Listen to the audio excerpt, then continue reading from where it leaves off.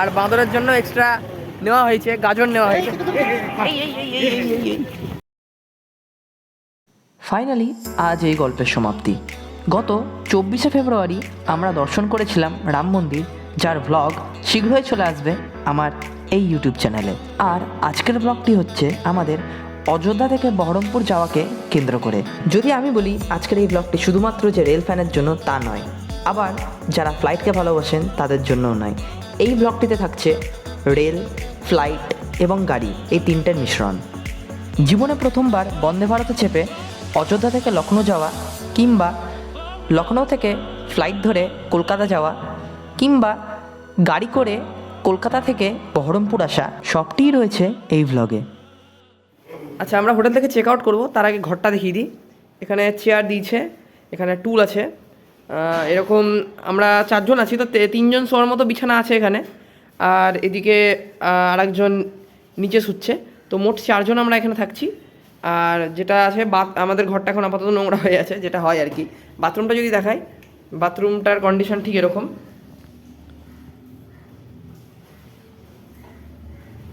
মোটামুটি ঠিকঠাক, মানে খুব ভালো না আবার খুব খারাপও না, চলে যাবে এরকম। আমাদের উদ্দেশ্য শুধু ঘুমানোটা সম্পন্ন হয়েছে, তো এইটাই আর কি। রুমের হাল।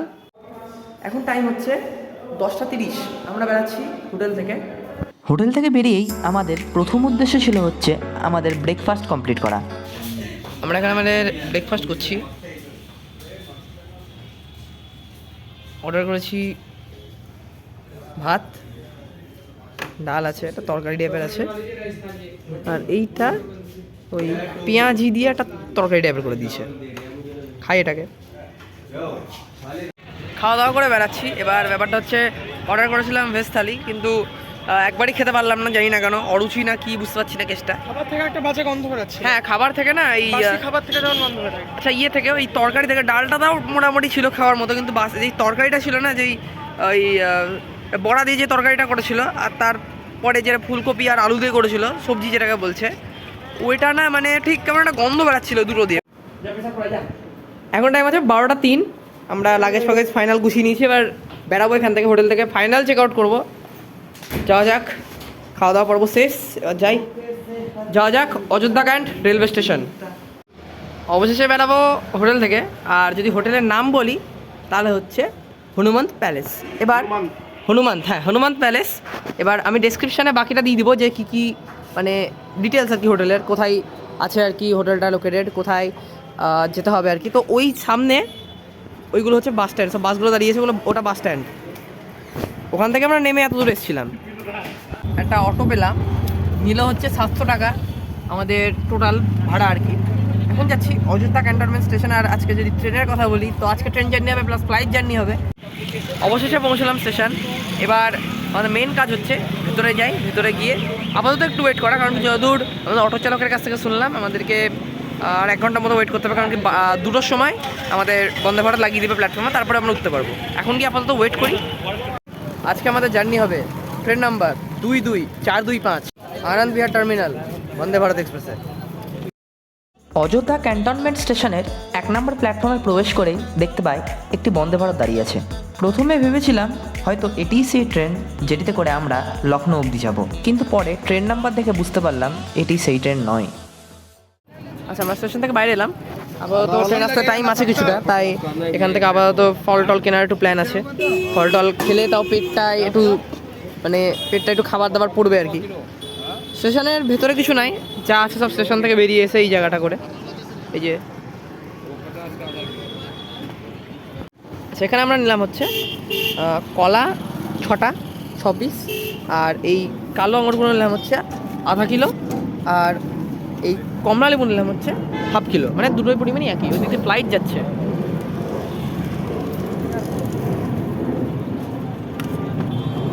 এখান থেকে নিচ্ছি 4 পিস শশা, যার দাম নিচ্ছে হচ্ছে 40 টাকা, মানে 10 টাকা পিস এখানে শশার দাম।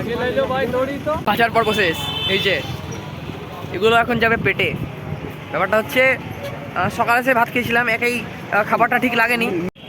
যাই হোক, খাওয়া দাওয়া এখন তাহলে হবে একটু ভালো করে, কারণ কি তখনকার খাবারটা না কোয়ালিটি ঠিকঠাক ছিল না। ফলটার প্রতি তাও রুচি আছে। যাওয়া যাক, খাবো। গিয়ে প্ল্যাটফর্মে গিয়ে। আর বাঁদরের জন্য এক্সট্রা নেওয়া হয়েছে, গাজর নেওয়া হয়েছে। বাঁদরের নাম করলাম আর বাঁদর মনে হয় রেগে গেছে, নিয়ে নিল কমলারিমুনি, এগুলো এক পিস ছেড়ে গেল, আর দুটো কিনি গা, কী করবো, গাজর পছন্দ হয়নি।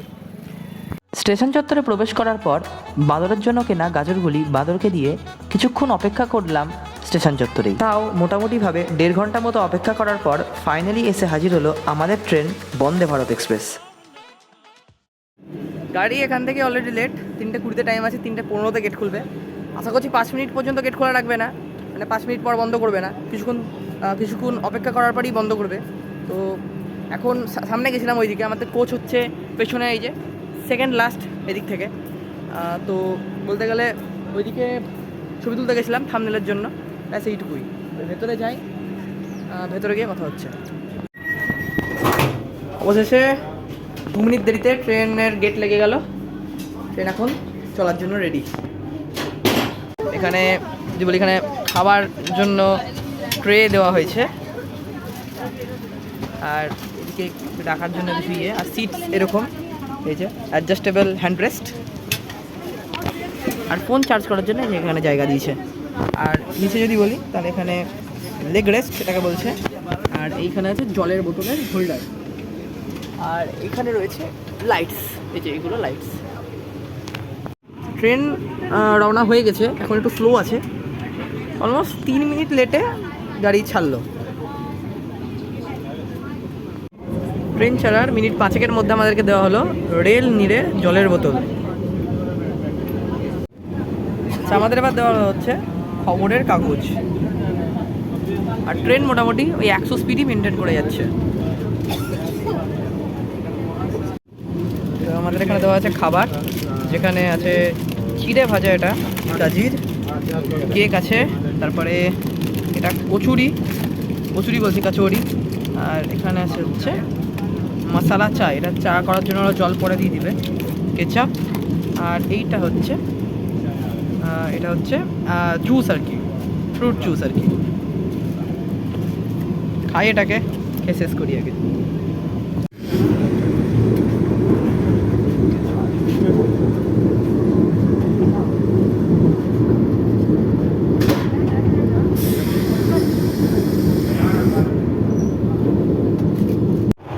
যদি ট্রেনের টয়লেটের কথা বলি, তাহলে এখানে সবচেয়ে আগে এসে বেসিন পাওয়া যাবে, বেসিনটা দেখতে পাওয়া যাবে। বাইরে বেসিন নাই, টয়লেটের ভেতরে বেসিন, তাই হাত ধুতে টয়লেটেই আসতে হবে।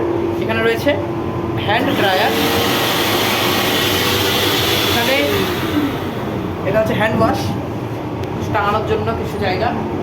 আর এই নিচের অবস্থা ঠিক এরকম, বেশ পরিষ্কার পরিচ্ছন্ন। আর এখানে না স্মোক ডিটেক্টর আছে, কেউ যদি ওয়াশরুমে এসে বা বাথরুমে এসে যদি কেউ স্মোক করে তাহলে সেটা ডিটেক্ট হয়ে যাবে। আমাদের গাড়ি ঢুকছে লখনৌ ইনার স্টেশনে, আর আপাতত প্ল্যাটফর্ম নম্বর 5-এ ঢুকছে গাড়ি। আর এইখানে যেহেতু এখানে সামনে ট্রেন ছিল, তাই আমাদেরকে দাঁড় করিয়ে ঢুকিয়ে দিল, একটু দাঁড় করালো, তারপর ঢুকিয়ে দিল।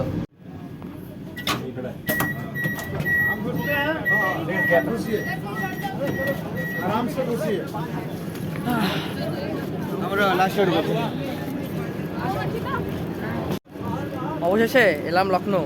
এবার এখান থেকে যেতে হবে আমাদেরকে Lucknow airport, Lucknow international airport. তো আমরা আপাতত ওইদিকে চলে যাব, ওইদিকে গিয়ে কোনো ক্যাব বা ট্যাক্সি বুক করব, দিয়ে তারপরে যাব হচ্ছে এয়ারপোর্ট। লখনৌ থেকে বেরিয়ে এখানে আমরা অটো করলাম, অটো নেবে হচ্ছে 350 টাকা এয়ারপোর্ট যাওয়ার জন্য। অবশেষে এলাম এয়ারপোর্টে, এবার এখানে সব লাগেজগুলো রেখে দেবো। আচ্ছা, এখানে কিন্তু মেট্রো সার্ভিস আছে, আপনারা চাইলে মেট্রো করেও আসতে পারেন। আর এইটা হচ্ছে অটো স্ট্যান্ড, সব অটোগুলো এখানে এসে দাঁড়াচ্ছে। আমাদের এন্ট্রি হবে হচ্ছে এই দিক থেকে, লিফটে করে উপরে যেতে হবে। ঢুকলাম অবশেষে, এখন যাই ইন্ডিগোর কাউন্টারে যাই, গিয়ে আপাতত লাগেজগুলোর ব্যবস্থা করি। আচ্ছা, চেক ইন ব্যাগেজ দিয়ে আমরা সংগ্রহ করলাম হচ্ছে আমাদের বোর্ডিং পাস, বা যাওয়া যাক আগে। আমাদের এবার বোর্ডিং পাস নিলাম, আর সব চেক হয়ে গেল। এবার ব্যাপারটা হচ্ছে চেক ইন ব্যাগেজও দিয়ে দিয়েছি। আপাতত এদিকে যাচ্ছি, যাই এদিকে এই কথা হচ্ছে। সব কিছু কমপ্লিট করে এখন যাচ্ছি আমাদের বোর্ডিং গেটের সামনে, ওখানে বসে কিছুক্ষণ ওয়েট করি। ওয়েট করার পর ফ্লাইট, মানে ফ্লাইটে উঠবো আর কি। এসে বসেছি এখানে, এবার গেটের সামনে 7:46, বুঝতে পারছি না কি করবো। শেষে আমাদেরকে ডেকেছে, যাই জোন 2, আমাদের জোন 2-কে ডেকেছে। লাইন দি, তাছাড়া কি করব, লাইনেই জীবন কেটে গেল সালা। আচ্ছা, আমাদের বোর্ডিং পাস স্ক্যান হয়ে গেল, এবার আমাদেরকে নিচে যেতে হবে হেঁটে হেঁটে। সিটে বসলাম, আমার সিট নাম্বার হচ্ছে 24F, উইন্ডো সাইড, এ মাল দখল করে নিয়েছি।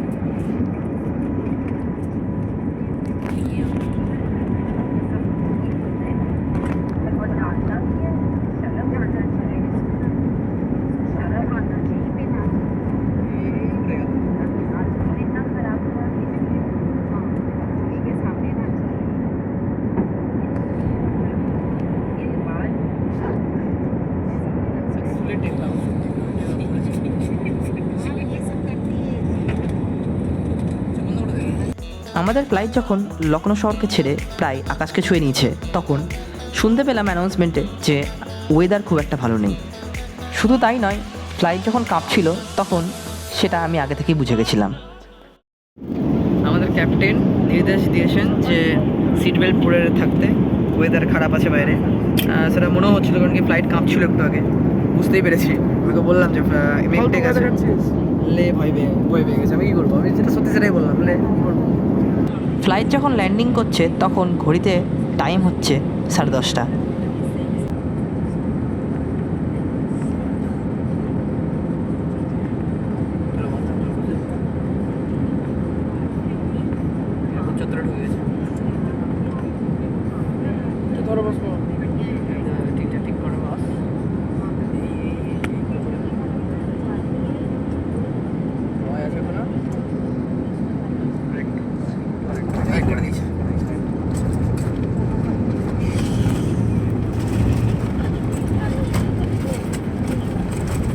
Nossa, barulho.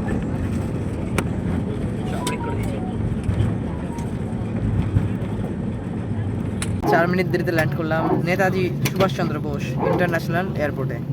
বাইরে যাই, আপাতত বসে থাকতে হবে, কিছুক্ষণ বসে তারপর বাইরে যাচ্ছি। অবশেষে ঢুকলাম কলকাতা। এখন এদিকে আমাদেরকে বাস নিতে আসবে, বাসে করে চাপবো, বাসে করে চেপে যাবো হচ্ছে চেক ইন ব্যাগেজ যেটা ছিল ওটা কালেক্ট করতে। আচ্ছা, আমাদের লাগেজ দিয়েছে হচ্ছে বেল্ট নাম্বার 1-এ, মানে এই দিকে যেতে হবে আমাদেরকে। লাগেজ সংগ্রহ করে আমরা বেড়াবো হচ্ছে বহরমপুরের উদ্দেশ্যে বাই কার। এখান থেকে লাগেজ টাগেজ নিয়ে নিয়েছি, এবার আমাদের যাওয়ার পালা। বাইরে বেড়াতে হবে এক্সিটের দিকে।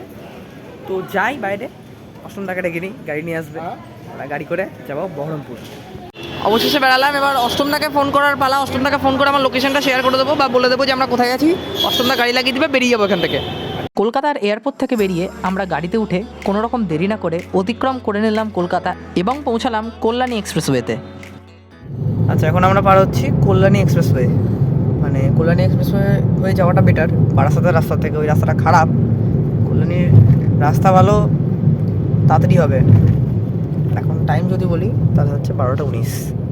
সামনে দেখি কোথাও খাওয়া দাওয়া করার ব্যবস্থা করতে হবে। রাত্রে কিছু খাইনি, সেই বন্দে ভারতে খাবারটা খেয়েছি, তারপরে কিছু খাইনি। আচ্ছা, সামনে যদি কিছু পাই ধাবা টাবা, তাহলে দাঁড়িয়ে যাবো। কল্যাণী এক্সপ্রেসওয়ের ওপর একটা ধাবাতে দাঁড়ালাম খাওয়া দাওয়ার জন্য।